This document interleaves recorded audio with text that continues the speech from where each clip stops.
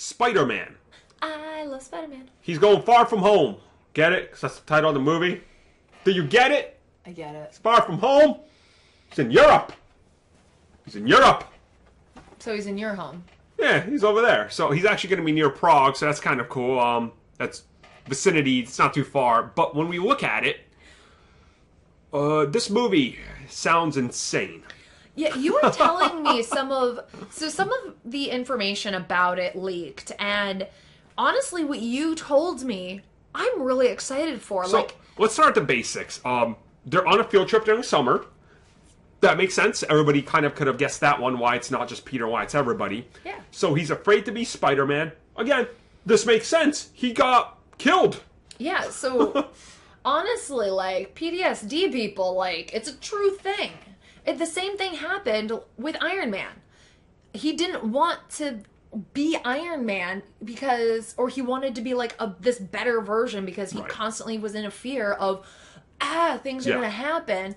So he's still such a kid that he's like, no, I can't just sit there and make this better. I need to step away from it. I can't die again. Well, he's learning at a young age that life can be taken away at any moment. Yeah. So that's pretty powerful. That's going to mess with you no matter how old you are. It's like, that's a great life lesson to learn. And also, being there with his friends, he has to team up with his mentor, Mysterio, now.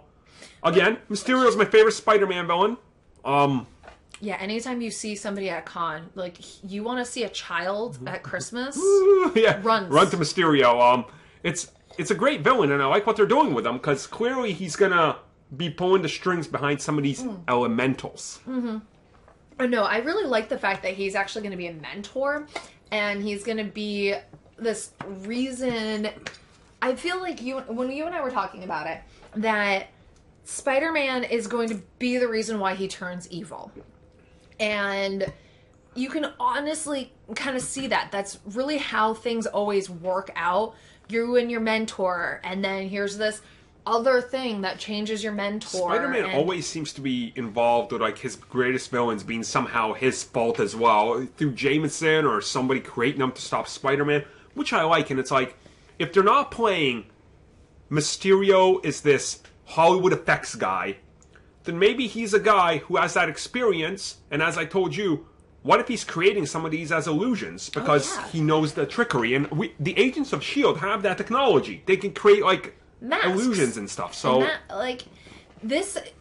honestly, he could just be stealing Fitz's, like, technology and things like that. And that's what makes him this amazing, like, illusionist. And he could be just playing it the entire time. Right. And come to find out that something else is actually what's causing everything. And we've seen it time and time again in certain movies. And I feel like this is going to be a really fun twist to it because of the fact that it is somebody who is magical or illusionist. And it's something we haven't seen yet. Yeah. Like, we've seen technology do it, but to have a person be able to do it, and in the end, like, be the bad guy because everything he does isn't good enough. Like, potentially, I don't know the story, but I mean, it's a Spider-Man villain. There's like two types of them, so pick one. And it looks like they're going with one, and so it's like it is what it is. I think there's a unique thing in there, obviously, with Nick Fury recruiting Spidey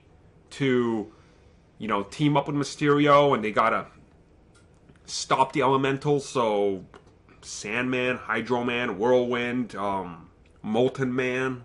Lots of fun things. Mans. There was one thing that I'm honestly also really happy about because it's going to be something we haven't truly seen with Aunt May being acceptive of him being Spider-Man. Yep. Like, I'm really excited about that because look at the underlining of almost any time Aunt May is about to die in the comics or in the video games or anywhere. Like, he's with Aunt May and Aunt May is like either in a hospital bed or something.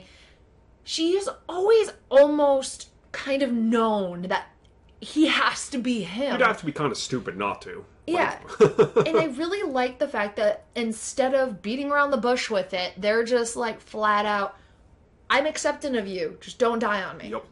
Like, again. Yeah. So I'm really excited for the changes because it's going to be a fresh new take on it. Like, we're going to be getting so much Spider-Man with Into the Spider-Verse, and it's like multiple sequels and spin-offs. We're going to be having him in his Spider-Man. We're getting Venom and everything else. So being able to have a completely different Spider-Man than the other two franchise Spider-Man movies we've already had, I'm really excited because I don't feel like it's going to be a rinse and repeat. I don't want the same thing over and over. Like, I don't understand that about people. They're like, do you really want the same thing over and over? No, it's like that's what makes it boring.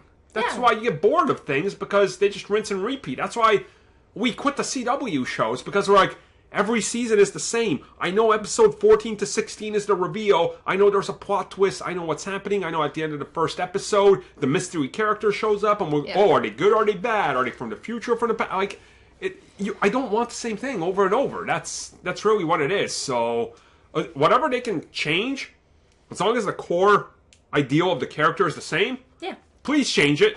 It's just, I'm really excited about these changes. Like, oh yeah. It's going to be something fun. And I really like his, like, stealth noir look. Just me.